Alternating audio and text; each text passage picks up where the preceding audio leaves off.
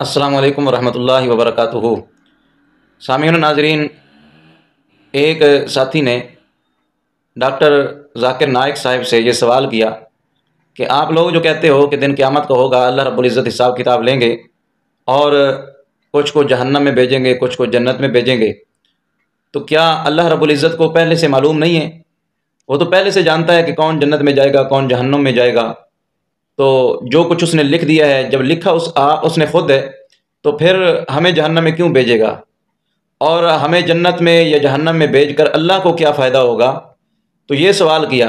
पहले नंबर पे अल्लाह हमें भेजेगा क्यों? जब उसने खुद लिख दिया है कि फ़लाँ बंदे ने गुनाह करना है, तो फिर वो हमें जहन्नम में क्यों भेजेगा? तो उसको फ़ायदा क्या है जन्नत और जहन्नम में भेजने का? तो उसने ये सवाल किया।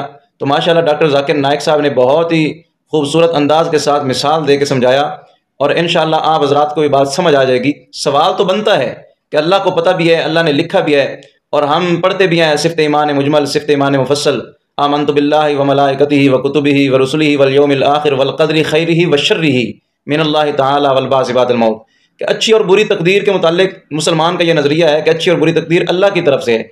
जब अच्छी और बुरी तकदीर अल्लाह की तरफ से है और अल्लाह ने लिख दिया है और अल्लाह को पता भी है कि ये गुनाह करेगा, तो फिर हमें क्यों जहन्नम में भेजेगा? तो डॉक्टर जाकिर नाइक साहब ने क्या एक खूबसूरत जवाब दिया, सुभान अल्लाह। आप सुनेंगे तो आपको मज़ा आ जाएगा।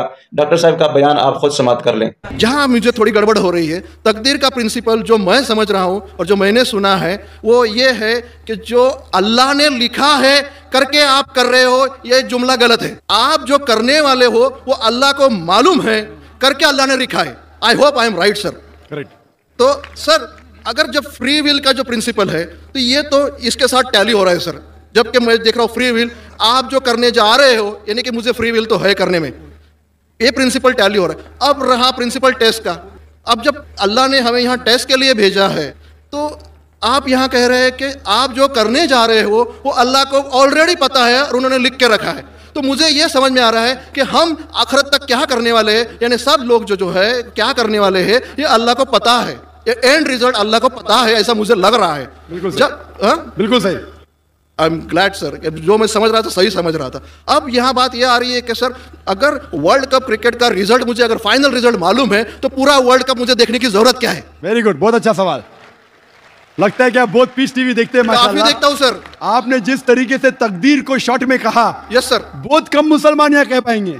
मुसलमान को भी ये प्रॉब्लम है तकदीर क्या है मैच करने का, कि फ्री विल एंड तकदीर बहुत कम मुसलमान कह सकते हैं। और आपने इतने बड़े मजमे में कहा, मैं आपको कांग्रेचुलेट करता हूं। Thank you sir. आपका आखिरी सवाल था कि अगर अल्लाह को पता है। Sir I have not yet finish my question sir. Please हाँ जी हाँ जी हाँ जी सर, ये तो एक पार्ट था क्वेश्चन का। दूसरा पार्ट ये है कि अल्लाह को जब अगर मैं तो बनिया हूं सर, मुझे मालूम पड़ा है कि इस्लाम एक्सेप्ट करके मुझे स्वर्ग मिलेगा या नर्क मिलेगा, कुछ ना कुछ तो मिलना पक्का है। अब ये सब खेल में अल्लाह को क्या मिल रहा है ये मैं जानना चाहता हूँ सर। बहुत अच्छा सवाल। ये दूसरा सवाल है मेरा। और तीसरा, दोनों सवाल का जवाब दूंगा, तीसरा मत पूछिए सर। शॉर्ट है, शॉर्ट ये नहीं तो लोग मुझे कहेंगे कि मैं नाइंसाफी। नहीं, इसी कनेक्टेड है सर, इसी से कनेक्टेड है। और सिर्फ आउट ऑफ क्यूरियोसिटी पूछ रहा हूँ। आप देना चाहे दे सकते, नहीं देना चाहे नहीं दे सकते।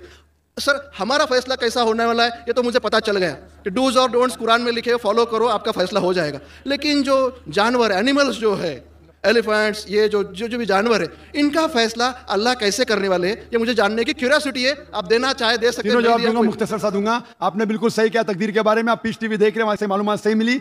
आपके जो 3 सवाल आते, पहला सवाल था अल्लाह जब जानता है ये सब होने वाला है तो ये खिलवाड़ क्यों होता है ना, कठपुतलियां।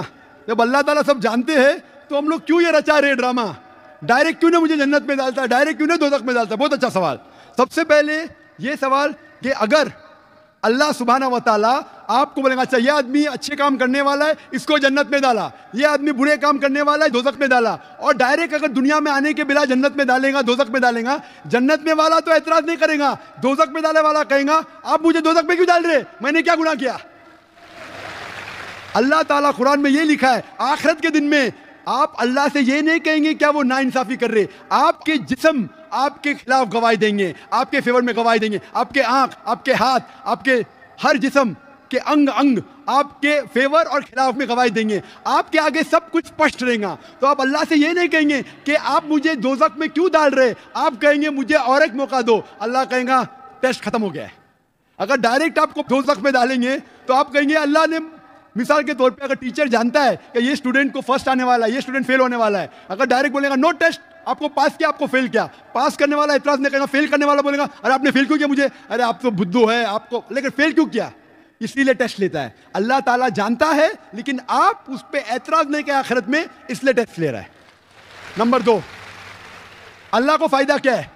अल्लाह को शैतान ने उसको चैलेंज किया था कि मैं तेरे बंदे को भड़काऊंगा। चैप्टर नंबर 7 में लिखा गया है, तो अल्लाह कहता है कि मेरे बंदे को तू भड़का सकेगा ही नहीं, जो मेरे बंदे ने उसको भड़काएगा। इब्लीस कहता है मेरे पनिशमेंट को डिले करो, गिव मी रिस्पाइट, अल्लाह डिले कर लेता है। अल्लाह क्यों कर रहा है? क्योंकि अल्लाह ताला के लिए इंसान सबसे बेहतरीन मखलूक है, बेस्ट क्रिएशन। बाकी creation don't have free will, इंसान को फ्री विल है, तो ये सबसे बेहतरीन क्रिएशन है। उनको खुशी हो रही कि बाकी जो लोग हैं, आपका तीसरा सवाल भी इसमें आता है, जो फरिश्ते उनको चॉइस नहीं, जो अल्लाह कहता है मानना ही पड़ता है। जानवर को फ्री विल नहीं है, जो अल्लाह ताला कहेगा जानवर करेगा, फ्री विल नहीं। इंसान एक ऐसी मखलूक है, ऐसा क्रिएशन है जिसके पास फ्री विल है, इसीलिए उसे खुशी होती है कि मैं फ्री विल देने के बाद ये इंसान मेरी इबादत कर रहा है।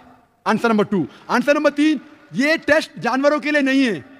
जानवर के लिए टेस्ट नहीं, सिर्फ इंसान के लिए और जिन के लिए। जानवर अगर किसने भी कोई गलत किया, एक जानवर ने दूसरे जानवर के खिलाफ कुछ सिंग मारी, तो आखिरत के दिन पे उसका बदला लिया जाएगा और उनको खत्म किया जाएगा। इन लोग स्वर्ग और नरक में नहीं जाएंगे। इंसान सबसे बेहतरीन मखलूक है, सबसे अच्छा क्रिएशन है, सिर्फ वो जन्नत या दोज़ख में जाएंगे। और सवाल के पहले जो आपने पूछा था कि वो मुस्लिम ऑपरेटर पीस टीवी नहीं दिखा रहा है, हम क्या करें? आप बिल्कुल सही कह रहे हैं कि मुसलमान से ज्यादा गैर मुसलमान को फायदा हो रहा है, इसलिए वो मुसलमान टेलीविजन नहीं दिखा रहा है। और मैं कहता हूं ना, कुछ लोग नाम के मुसलमान रहते, पैसे के रहते, वो बाकी चैनल शायद उन्हें पैसा देते, हम किसको पैसा देते नहीं। हम ना पैसे दे किसी को खरीदते, ना किसी को इस्लाम फैलाते, ना चैनल को पैसा देते। गॉड टीवी जो क्रिश्चियन चैनल है इंडिया में हर साल 28 करोड़ रुपीस दे, 28 करोड़ सिर्फ केबल ऑपरेटर्स को पैसा देती है। 28 करोड़, 28 करोड़, वो बजट भी नहीं, सिर्फ इंडिया में दिखाने के लिए। हम पीस टीवी बोलते हमारा अमन का टीवी, हम आपको 1 रुपया देंगे नहीं, दिखाने का दिखाओ, नहीं दिखाने का मत दिखाओ। तो ये लोग पैसे के पुजारी, अब्दुल्ला ने अब्दुल रुपया है, ये मुसलमान हो ही नहीं सकता, जो भी है, मैं जानता नहीं कौन है। और आपको सजेशन, आप क्या कीजिए, बॉयकॉट करो उनको, बॉयकॉट करो, आप पर्चा निकालो, जो पीस टीवी नहीं दिखाता है हम केबल टीवी नहीं लेंगे। मैं जानता हूं कि बहुत से गैर मुसलमान केबल टीवी पे पीस टीवी दिखाते, जो केबल टीवी ऑपरेटर, मुझे पूना से कहा गया है, बहुत से गैर मुसलमान दिखाते। ये लोग सिर्फ नाम के मुसलमान हैं। इन लोग पीस टीवी देखेंगे तो सही लाइन पे आएंगे, खुद भी देखते नहीं और दूसरे लोग को देखने नहीं देते। मैं क्या कहता हूं, अगर नहीं देखते, आप बिल्डिंग में, एक बिल्डिंग में डिश लगाओ, एक डिश का खर्चा 5000 है, वायर दो, वायर का 100 रुपया और, या 200 रुपया और, 600 रुपया और, 5500 में 10 लोग देख सकते हैं। एक आदमी कितना देगा? 500 रुपया। आप जो केबल ऑपरेटर को फीस दे रहे ना, 250 रुपया, 300 रुपया, वो भी बंद हो जाएगा। हमारा फ्री चैनल है, 5000 रुपया खर्चा करो, 1000 रुपया वायरिंग के लिए, 6000 में 10-15 लोग देख सकते हैं, 600 रुपया 300 रुपया खर्चा आएगा, सही है ना? और मैं कहता हूं कई लोग ने खुद का केबल शुरू किए, ये मुसलमान नहीं दिखा रहा उसको छोड़ दो।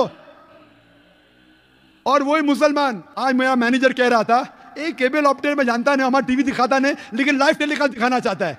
तो मेरे मैनेजर मंसूर भाई ने कहा, अजीब बात है, आप हमारा केबल दिखाते नहीं, बोलते पुलिस परमिशन देती नहीं, क्या आज आपको पुलिस परमिशन मिली? चुप हो गया। फिर भी मैंने कहा मैनेजर से दिखाने दो, अल्लाह उसको हिदायत दे। दिखा रहा है कि लाइव टेलीकास्ट दिखाने का, लाइव टेलीकास्ट और डिफिकल्ट है, पीस टीवी पे सब एडिट होता है, यहाँ कोई गलत चीज कह दिया तो सब लोग को सुनने में आएगा। तो पीस टीवी पे 3-4 बार देखा जाता है, कुछ गलत नहीं, कोई किसी के खिलाफ बात नहीं कर रहा है, लाइव में तो कोई भी बात कर सकता है। फिर भी मैं सिर्फ दुआ कर सकता हूं कि अल्लाह इस मुसलमान को हिदायत दे, और आपसे दरखास्त कर सकता हूं कि आप शुरू कीजिए, आपके साथ और लोग आपका साथ देंगे, और इंशाल्लाह ऐसे लोग का केबल चैनल ही बंद हो जाएगा फिर। सर मैं कोशिश करूंगा सर। और मैं दुआ करता हूं कि आप जैसा कहा कि 5 साल से आप मेरी तकरीर सुन रहे, और आपको लगा कि आप जो कहते हैं कि धर्मों में गलत बातें होती है, और ये मेरा हमेशा कहना है, हर धर्म के ठेकेदार से कहो, ये बात सबूत से पेश करो, चाहे हिंदू धर्म हो, जैन धर्म हो, ईसाई धर्म हो या इस्लाम हो, सबूत पेश करो, कुरान में लिखा है कहने, हदीस में लिखा है कहने। और मैं दुआ करता हूं कि अल्लाह ताला आपको हिदायत दे, आपको सही रास्ता दिखाए और अमन का मजहब कबूल करने के लिए हिदायत दे।